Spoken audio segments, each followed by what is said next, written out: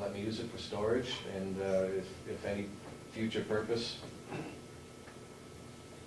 comes into the light, we address it then.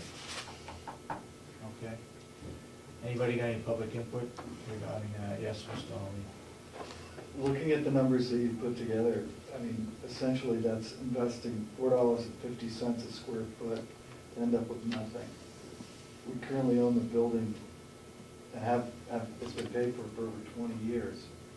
If you take the same $187,000 and divide it over time in mothballing the building, you've got about 15 years worth of keeping the building there in case for future needs.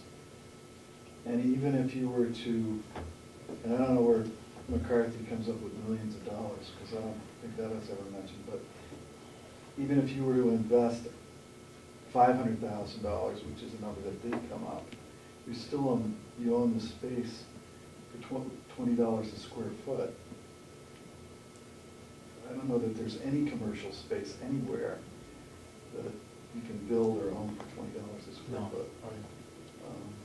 You know, the fear of governmental expansion, I think, is kind of you lose sight of the fact that you have an asset that you own. It's already paid for. It's paid for. Yeah. That even if you were to rehabilitate the building, you're still gonna own it for substantially less, probably a tenth of what you could replace the space for. So I think hopefully the discussion on Monday is a little more sensible as far as we invested a lot of money as a county in that building, and to just tear it down seems to be a waste of, well, even, we're not tearing it down for free either. We're spending $187,000 to tear it down. Right. So cooler heads will prevail, but who knows? Okay, anybody else got any comment? Yes. It was actually brought up and reported in the paper, or well, actually not reported, I think it was in a letter to the editor that there was black mold in that building. I've never heard black mold. So there, as far as you know, there's been no technical report anywhere that the No. county's ever received that there's black mold or the No. chance of black mold? No. No. And as I said earlier, there'll be a test to find out what asbestos is in the roof. That's a concern, because on that estimate, it's $14,000 per wing if there is asbestos on the roof. Right. Yes. As being on the building committee, the reasons we did what we did with the space in the new nursing home, with the thoughts looking to the future to reuse the old nursing home, I just think it would be a crime to rip it down. Having discussed all the options, renting it out, allowing the cooperative extension to go in there, the fact that maintenance would need more space. Yes, we are going to have to do some things to maintain it, but any business is going to, if you run a business, you are going to have to invest in your buildings. And hopefully we will take better care of it. But it just seems wasteful to me to even talk about ripping that building down now. I mean, and as a taxpayer, I don't want to see my tax dollars wasted. So I will be at the building meeting on Monday to express my concern to this group that's now looking at the nursing home Right. to tear it down, because I just think that's a waste of my tax dollars to do that. Right now, we have laundry in there, which is going to have to continue to be in some building, not in the new nursing home. Right. We're going to have maintenance in there, and the delegation agreed to put cooperative extension in there. And the pellet door. And the pellet furnaces are in there. So the core section has to stay, and with what maintenance has said last week, we need to keep at least a portion of a wing just for storage for maintenance. So that said, I can't support, I support keeping at least that amount, Maybe we do keep those other two wings. We can't afford to right now tear it down because we don't have the budget. Unless the delegation comes up with more money to tear it down, it can't be done, okay? Well, again, it's up to the 3 commissioners that would make the decision as to whether we keep any of it or all of it. It's up to us. They're gonna give us a recommendation, and we'll go from there. But right now, what I just said, I am in support of keeping the cross section. We gotta have maintenance, we gotta have. Go ahead, Nina. I know mold has come up, I don't know if it's specifically black mold or green mold or yellow mold or any kind of other mold, but I know there was at least a concern of mold. Is that, We don't know because we can't get up inside there because of the roof, the way it was built. Again, it was a cost-cutting measure years ago. They didn't leave enough room between the old roof and the new roof to get up in there to find out what's going on, where the leaks are. And as far as rehabbing it, I mean, that issue keeps coming up that it was said in the paper that we couldn't rehab the building. It was impossible to do it, that's why we had to have a new nursing home. Well, the corridors weren't wide enough, the rooms were too small, it leaked. I mean, there's all kinds of reasoning for not putting residents under those conditions. And I hope that's a dead issue. I mean, we've already built a new nursing home, so we shouldn't be talking about why we didn't rehab the old one. The old one wasn't rehabable for resident purposes. Storage, office space, yes, we can tear down interior partitions because there's no structural walls that are inside that are gonna hold the ceiling up. So, that said, yes, ma'am. When is the building committee meeting? Monday at 9 o'clock. Yep. Yes, sir? Yeah, hopefully, I mean, in every single instance that we've had questions about the new nursing home design, the old nursing home uses, we've looked at it from a pragmatic standpoint. Do you want to take the industrial portions of the nursing home function, be it maintenance, laundry, or the pellet boiler system, and increase your footprint of the new building, which is costing over $200 a square foot? Or do you want to use existing space that you own for free? Yeah.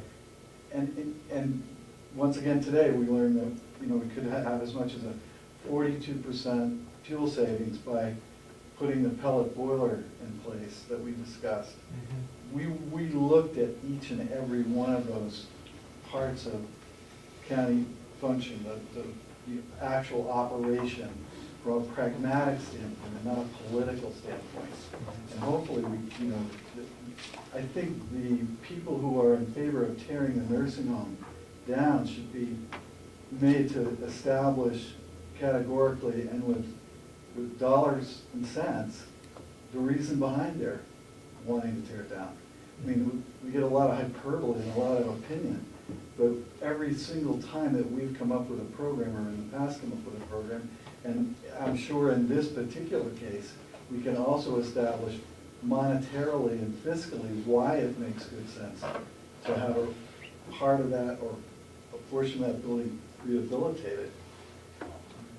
But we're given argument from the other side that has absolutely no facts, absolutely no economic basis, is just an opinion about the size of government, which I find a total waste of time. So I would think that if the building committee starts to go much further down that road, that you may want to disband the building committee and just mothball the building and wait for a clearer day. Well, you and I may have a disagreement on that. I find the building committee worthwhile, whether they're in support of it or opposed to it.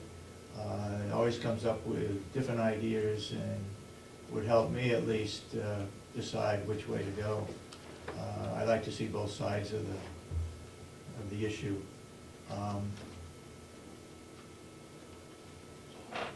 Yeah, I was just wondering, I can't remember if anybody actually said at a building committee they want to tear the whole thing down, or. I think there's two issues. I think from the opposition that wants to tear it down. One, I think they feel we have enough space already on the complex, we don't need to save any. Secondly, I think they feel that we'll be spending more money for that space in the future that we don't need, which I think is probably a little short-sighted, because there's a possibility of probation. And you want to make a comment on that? Yeah, I have been in contact with Teresa Myers, who's the head of probation. They have I believe it's a yearly rental contract. They are now in a very small quarters in Wolfboro. And she said that the probation would need approximately 1,000 square feet of space. She was delighted with the possibility of an opportunity to be on campus. She said the configuration would be important in regard to what they did with the space. And she also said that from her understanding, the state pays for the use of the rental. And she says that it's level funded rent, so she doesn't know what that would be a factor. However, she did say she would like to continue on this conversation. Okay, so there's another possibility of a little bit of income from that building. I have a problem with some of the people on the delegation that they don't seem to want to generate any income from rental space with the old nursing home, or other areas, like the farm. That was gonna generate more income, but they don't wanna generate more income, they wanna cut everything back, so. We'll see what happens on Monday, and we'll take whatever they have to say, depending on how the board wants to react to it, so, enough said. Anybody else, any comments? Nothing else, David, thank you. Thank you.